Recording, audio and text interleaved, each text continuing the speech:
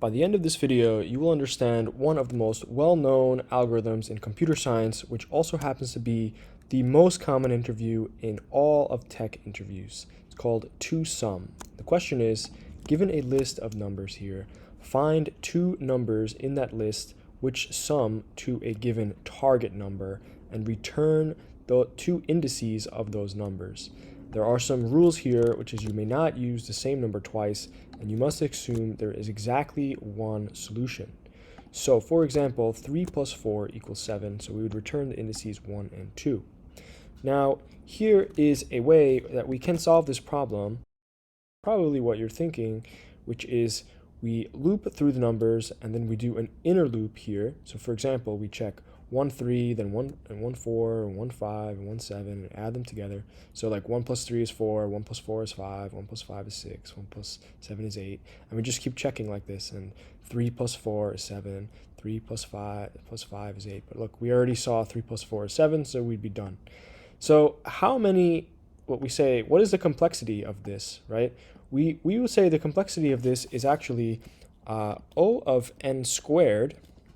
And why is it O of n squared? Well, okay, so the number of operations that we had to do here, when we went 1, 3, 1, 4, 1, 5, 1, 7, that's 4 things we had to check, right? And then 3, 4, 3, 5, 3, 7, that's 3 things we had to check. So you can see here that we checked 4 things, then 3, then 2, then 1, right? So if n is the length of the list here, then we will have to do 1 plus 2 plus 3, blah, blah, blah, up to n. Now, this here is a very well-known identity, which shows us that when you sum to n, right, it's approximately n squared. Technically, it's exactly this, but we can just think of it this way, n squared over 2, or 0.5 times n squared. But in complexity theory, with this O of n and O of n stuff, this coefficient here is not relevant. We just ignore that and we only focus on the variables here. So n squared, right, is much slower than O of n, okay? So we're looking for an O of n solution. So if you had this for an interview or something, you might solve it in O of n squared, okay, that's great, but well, it's not great. You need to do it in O of n. So how can we do it in O of n? Well, here is a function which will do it in O of n, and you can pause and look at this function for a second, but I am going to explain this function in great detail in a simple example here with actual numbers. So in this function, let's just talk about it for a second. We're looping through the numbers one time, and we write this thing, if target minus the number, so this is the index and this is the number. Enumerate is just like a loop where this is the index and this is the actual element. If this is in this dictionary, right, then we're returning these, which I'm going to explain to you why.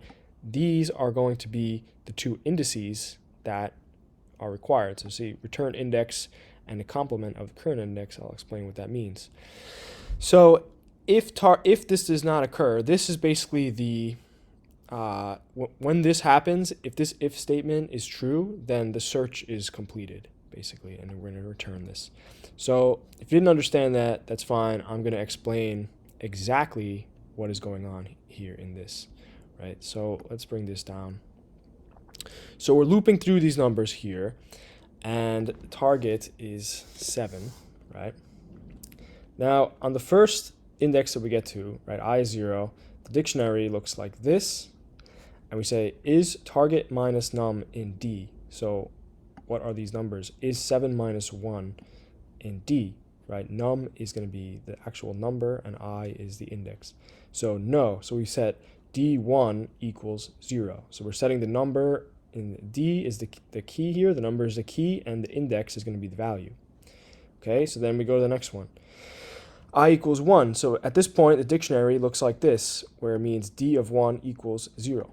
So we're just writing it that way. So now it says, is target minus num in D? So is 7 minus 3 in D? So is 4 in D, and only 1 is in D. This means is this 4 as a key in D? right now only 1 is a key in D, so it's no. Okay, so here in our function, right, this would be no, so we just go and we do this part here.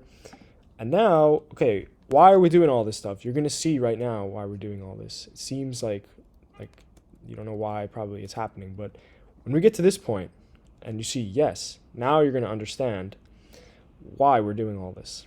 So now I equals 2. D looks like this right now, right? D of 3 equals 1. Is target minus num in D? So is 7 minus 4 in D? And the answer is yes, right? 3 is in D. But now, since 3 is in D, right?